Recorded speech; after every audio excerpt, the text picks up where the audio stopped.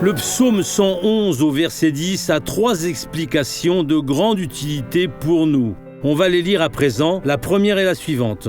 Le psalmiste a dit « Le commencement de la sagesse, c'est la crainte du Seigneur. » Quand vous avez besoin de sagesse, craignez Dieu, respectez ce qu'il a dit.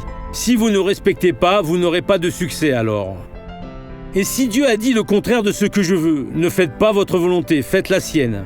Seconde déclaration, ils ont du bon sens, tous ceux qui s'en inspirent.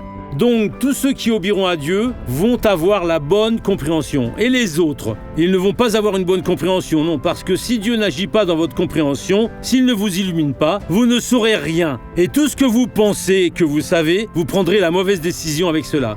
Troisième, sa louange subsiste à jamais. Donc, souvenez-vous, j'ai loué Dieu quand j'avais 10 ans, quand j'avais 20 ans, quand j'avais 50 ans. Je dois toujours louer Dieu pour ce qu'il a fait et pour ce qu'il est en train de faire. Demeurer pour toujours dans cette louange et être en présence de Dieu et ne jamais sortir de là. Voyez cette personne bénie, je reviens ensuite. J'avais une maladie qui s'appelait épicondylite. Et qu'est-ce que cette maladie faisait, ma sœur ? Je la soigne depuis plus d'1 an en faisant de la physiothérapie et voilà, même une fourchette que je tenais, dépendant du jour, je devais la lâcher. Ça me faisait un coup ici. Et maintenant ? Je ne ressens plus rien. Vous Je leviez... ne supportais pas de lever le bras. Vous leviez jusqu'où avant ? Si je le mettais en arrière, après je devais le prendre avec la main et le tirer parce que je ne supportais pas. On va voir si cette épicondylite est partie. Levez le bras. Où est l'épicondylite ? Je n'ai plus rien. Elle est partie pour Satan, pour ne jamais plus revenir vers elle et ni vers personne qui est ici. Amen, Jésus. À présent, je vais prier avec vous, Père. Merci beaucoup pour ces 3 révélations.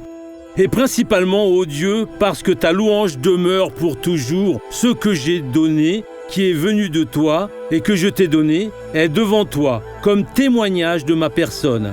Et de la même façon pour les amis qui prient maintenant. Donc que nous sachions te donner la meilleure louange, au nom de Jésus, touche ces vies et bénis-les. Amen.